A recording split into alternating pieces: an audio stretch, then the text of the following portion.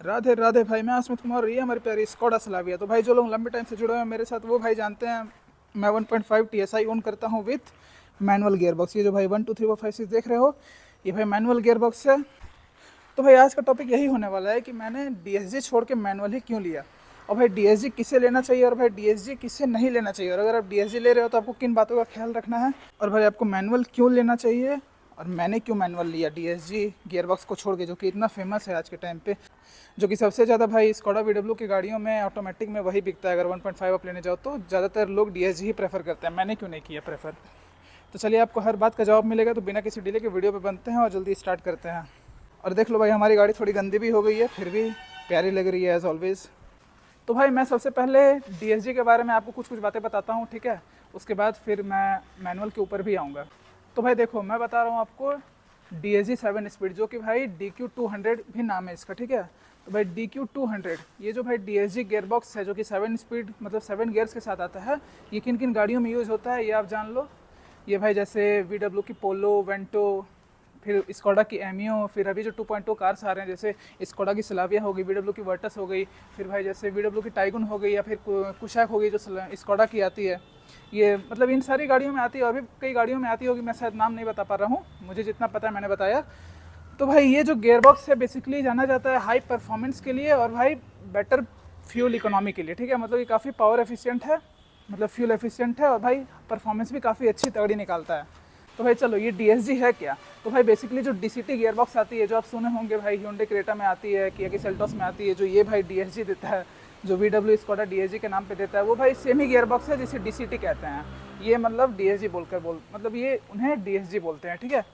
तो हैं तो भाई DCT जो कि भाई नाम से क्लियर है, डुअल क्लच ट्रांसमिशन, ठीक है। भाई DCT होता क्या है, जिसमें भाई दो क्लच का सिस्टम होता है, ठीक है, जिसमें एक क्लच आपका ऑड नंबर के गियर्स को संभालता है, एक क्लच आपके इवन गियर्स को संभालता है इंक्लूडिंग रिवर्स, ओके।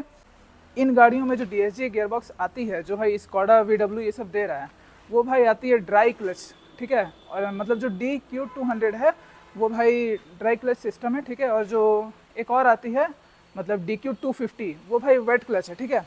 मतलब वेट गियर सिस्टम, मतलब वो वेट गियर बॉक्स है, बस इतना आप समझ लो, ठीक है। अब भाई वेट क्लच होता क्या है, अब भाई देखो वेट गियर बॉक्स और ड्राई गियर बॉक्स क्या होता है। तो जैसे ये ड्राई गियर बॉक्स है, ठीक है, तो इसमें भाई मतलब देखो ड्राई गियर बॉक्स है, फिर भी इसमें कुछ फ्यूल तो मतलब कुछ ऑयल तो लगता ही है, ट्रांसमिशन ऑयल। तो इसमें भाई जो ऑयल लगती है लगभग 1600 से 1700 ml इसमें ट्रांसमिशन ऑयल यूज होती है। और जो भाई वेट होती है, जो भाई वेट गियर बॉक्स है, उसमें भाई यूज होता है 7 to 8 लीटर्स कम से कम उसमें ट्रांसमिशन ऑयल लगता है। अब आप समझ गए। तो चलो अब मैं आगे बढ़ता हूँ। तो भाई जैसे मैं बताया कि इसमें दो क्लच होती है, ठीक है, उतना तो आप समझ गए। तो एक भाई ऑड सीरीज होती है गियर की, और एक भाई इवन सीरीज होती है। तो मतलब जैसे गाड़ी आप चलाते हो मैनुअल क्या करते हो, एक नंबर लगाए, दो नंबर लगाए, वो गियर बॉक्स भाई इतनी स्मार्ट है, ये क्या करती है, जैसे आपने एक गाड़ी चलाना स्टार्ट किया, एक नंबर में गाड़ी बढ़ी, भाई आपको पता नहीं चलेगा दो नंबर लग जाएगा। मतलब जैसे सीरीज है समझो, एक गियर बॉक्स, ठीक है, मतलब एक नंबर लगा हुआ है तो भाई 2 प्री सिलेक्ट है, मतलब जब तक आपकी 2 छूटेगी तब तक तो आपकी 2 नंबर लग चुकी है। मतलब आप समझ लो ऐसी बहुत क्विक है, समझो 100 मिलीसेकंड के अंदर आपकी गियर चेंज कर देती है, इंसान से भी क्विक है। तो समझ गए। तो भाई ये ऐसे काम करती है। तो भाई ऐसा भी कह सकते हैं कि इस ट्रांसमिशन में भाई दो गियर बॉक्स है, जिसे भाई एक ही यूनिट में डाल दिया गया है। तो जिसकी वजह से मतलब आप समझ सकते हो काफ़ी स्मार्ट गियर बॉक्स भी कहलाती है, ठीक है। और भाई सिंपली आप ये भी समझ लो, आप जैसे कोई गाड़ी चला रहे हो, आप कितनी फास्ट आप क्विक कर लिए, ठीक है, गियर शिफ्ट कर लिए, तो समझो वही चीज़ एक गियर बॉक्स के हाथों थमा दिया गया है, तो वही चीज़ आपकी गियर बॉक्स संभाल रही है। तो भाई ऐसे काम करता है DSG। अब मैं आपको कुछ इसके पॉजिटिव्स और नेगेटिव्स बताता हूँ। तो भाई यहाँ से आपको कुछ कुछ बातें क्लियर होनी स्टार्ट हो जाएगी। तो भाई चलो बहुत तेज बारिश भी आ रही है, तो चलो भाई देखो पॉजिटिव नंबर फर्स्ट आपको ये बताता हूँ। भाई जैसे हाई परफॉर्मेंस है, भाई बहुत स्मूथ भी है, ठीक है, क्विकली गियर शिफ्ट करती है, काफ़ी फास्ट है, और भाई फ्यूल इकोनॉमी भी काफ़ी अच्छी निकाल देती है। ये दूसरा था पॉजिटिव, ठीक है। तीसरा पॉजिटिव ये है कि ये भाई DQ200 है, ठीक है। DQ200 भाई आपकी लाइट वेट है, जो कि 65 से 70 किलो की होती है ट्रांसमिशन जो। और जो भाई DQ250 आती है, जो भाई वेट गियर बॉक्स है, ठीक है, उसकी वेट कम से कम 93 to 95 kg आती है। तो ये भाई लाइट वेट हो गया, ये भी एक तीसरा मतलब ये भी एक एडवांटेज हो गया। अब मैं आपको भाई अगला पॉजिटिव बताता हूँ। भाई पावर डिलीवरी बहुत स्मूथ है। मान लो आप मैनुअल गाड़ी चला रहे हो, आप भाई पहाड़ में चढ़ रहे हो, ठीक है, एक नंबर लगाए, दो नंबर लगाए, दो नंबर में मान लो आपकी गाड़ी ठीक है पिकअप में चढ़ रही है, आपको अगर ऐसा फील हुआ कि भाई तीसरे नंबर लगाना चाहिए, और तीसरा नंबर लगाया आप देखिए कि भाई मोमेंटम टूट रही है, तब आपको सेकंड लगाना पड़ता है। फिर आप सेकंड लगाए तो देखिए भाई सेकंड में जैसे चल रही थी अब वैसे नहीं चल रही, तो आपको एक नंबर लगाना पड़ता है। तो ये सब थोड़ा इशू आया मैनुअल में। पर ये इतनी स्विफ्ट है भाई, मतलब ये इतनी स्मार्ट है कि आप थर्ड, आप जैसे सेकंड में चल रहे हो, चलते जाओ ठीक है, बस मोमेंटम टूटने मत दो। ये अगर थर्ड में भी चल जाएगी तभी ये खींच के आपको मतलब गाड़ी खींच लेगी आराम से, ठीक है। और अगर नहीं भी खींची तो इतनी क्विक है कि आपको कहीं मोमेंटम लॉस नहीं करने देगी। तो ये एक एडवांटेज हो गया। और सबसे बड़ा एडवांटेज ये भी है भाई कि जैसे वेट है, ठीक है, तो इसमें जो हाइड्रोलिक रेजिस्टेंस है वो भाई जीरो हो जाता है, जिसके कारण काफ़ी अच्छी माइलेज भी ये निकाल देती है, जो कि मैं आपको बताया था। तो भाई चलो आपको अब इसकी नेगेटिव पॉइंट्स बताता हूँ। तो भाई जैसे कि ड्राई गियर बॉक्स है, ठीक है, तो भाई ड्राई गियर बॉक्स है, जैसे पार्ट्स अंदर रोटेट कर रहे हैं, घूम रहे हैं, ड्राई है, तो भाई फ्रिक्शन हो रही है, ठीक है, तो भाई वेयर एंड टेयर के चांसेस भाई बढ़ जाते हैं। ये एक पहला नेगेटिव हो गया इसका। और भाई देखो दूसरा नेगेटिव, हाईवे के लिए तो गाड़ी बनी है, काफ़ी अच्छी चलती है, ठीक है, डीएसजी भाई काफ़ी काफ़ी हाई परफॉर्मेंस से बढ़िया चल रही है, ठीक है। भाई सिटी में अगर आप चला रहे हो और अगर हॉट वेदर है, कंट्री जैसे इंडिया हो गया ये सब, और भी कई कंट्री है जहाँ भाई हॉट वेदर होता है, अगर आप सिटी में चलाओगे ऐसे और अगर एग्रेसिवली आप चलाओगे तो भाई गियर बॉक्स गर्म जल्दी हो सकती है, क्योंकि भाई ड्राई गियर बॉक्स है, ओवर हीटिंग के इशू आ सकते हैं, तो वो भी भाई थोड़ा रिलेट मतलब क्या बोलते हैं उसे, रिलेबिलिटी कंसर्न्स बन जाती है, ठीक है। अब भाई तीसरा नेगेटिव अगर बताऊँ तो भाई मेंटेनेंस कॉस्ट काफ़ी हाई है। अब भाई अगर आप स्कोडा वीडब्ल्यू, अगर ये गियर बॉक्स अगर ख़राब होती है तो ये भाई आपको कहीं बाहर नहीं मिलने वाली है, और ये भाई जो भी इनके पार्ट्स है डायरेक्ट इंपोर्ट होते हैं। तो ये गियर बॉक्स जो है ये भी भाई इंपोर्टेड है, ठीक है, आपके जर्मन से। तो भाई जर्मनी से आपकी पार्ट आएगी तो भाई सोच लो मेंटेनेंस कॉस्ट कहाँ भागेगी, ठीक है। तो ये सब थोड़ा है इशू। और अगर आपको आदत है एग्रेसिवली चलाने का, भाई अगर चला रहे हूँ ऐसे ऐसे एकदम भाई रश कर दिया, रेस दे दिया, एकदम गाड़ी उड़ती हुई जा रही, भाई ये सब अगर करने की आदत है तो वो भी आपके गियर बॉक्स को भाई किल कर देगा। DQ200 ये गियर बॉक्स भाई एग्रेसिव पुलिंग के लिए नहीं है, एक दो बार मन हुआ चलो चला लिया, हमेशा ऐसे करोगे तो आप ले बैठोगे अपने गियर बॉक्स को। और भाई लास्ट नेगेटिव पॉइंट जो कि भाई सब रिलेट करेंगे, DQ200 है, ठीक है, खराब होने के चांसेस है, भाई रिसेल वैल्यू अच्छी नहीं मिलती है।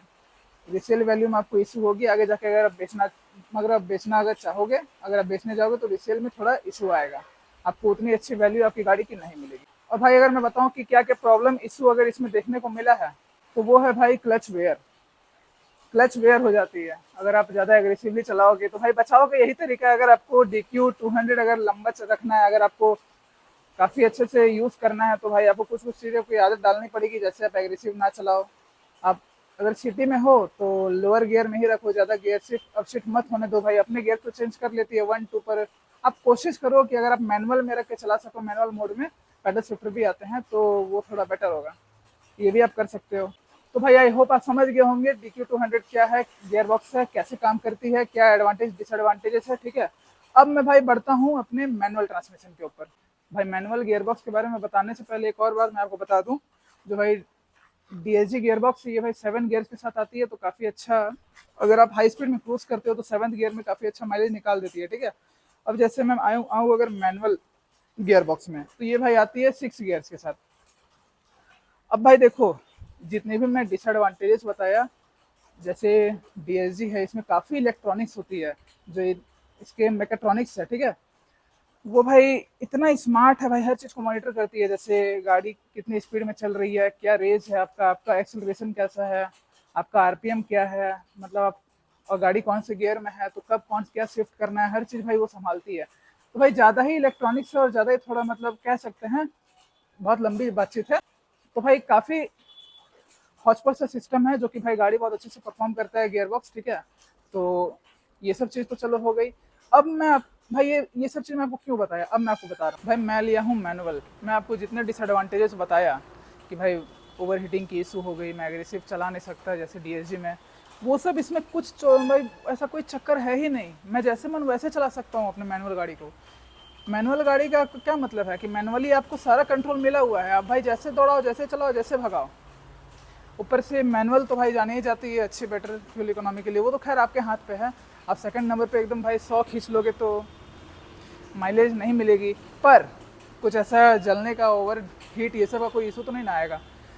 तो भाई यही सबसे बड़ा रीज़न यही था मेरे को मैनुअल पे जाने का। अब मैं दूसरा रीज़न बताऊँ क्यों मैं मैनुअल पे गया। भाई आज की जनरेशन, मैं भी भाई इसी जनरेशन का लड़का हूँ, मुझे भाई मैनुअल ही गाड़ी पसंद आती है चलाने। मैं इसका DSG का भी टेस्ट ड्राइव लिया था, पर ठीक है वो काफ़ी अच्छी गियर बॉक्स है भाई, इतने क्विकली करती है ना, आपको भाई बहुत स्वाद दे देगी।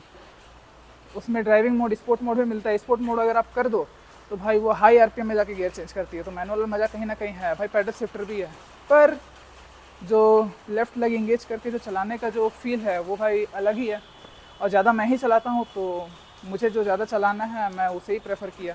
और भाई एक सबसे बहुत ही इम्पॉर्टेंट बात, अगर मेरी DSG गियरबॉक्स है अगर वो ख़राब होती है तो भाई उसे मेंटेनेंस कॉस्ट उसकी हाई रहेगी, मेरे पार्ट्स आएंगे, ठीक है, इंपोर्ट होंगे, भाई मेरी चार्जेस काफ़ी ज़्यादा होगी।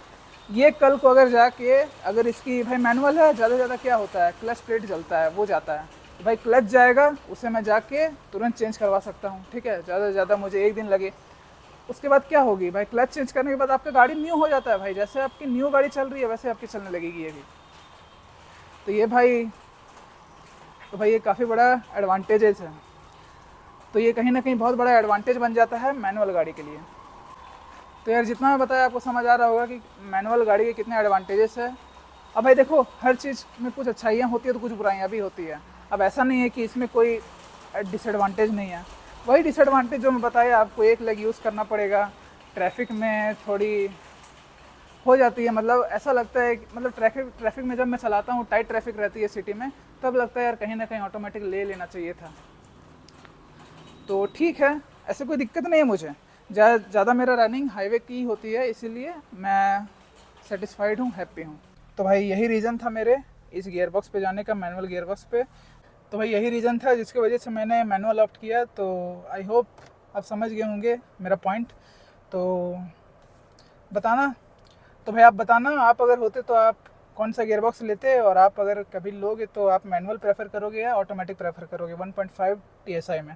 भाई अब स्कॉडा में तो आपको मिलने से रहा मैनुअल, आपको अब मैनुअल मिलेगा, तो भाई VW अभी दे रही है, प्रोवाइड कर रही है। तो भाई बताना आपको ये वीडियो कैसा लगा, और भाई ये भी बताना आपको किस कंटेंट से वीडियो चाहिए इस गाड़ी से रिलेटेड, ठीक है। मैं बिल्कुल भाई देने का पूरी तरह से कोशिश करूँगा। और बताना आपको ये वीडियो कैसा लगा, आपके लिए कितना हेल्पफुल था, सब भाई आप कमेंट करना अच्छे से, और भाई सपोर्ट करना अपने भाई को। तब तक मिलता हूँ आपको अगले वीडियो में, तब तक के लिए भाई राधे राधे सभी को।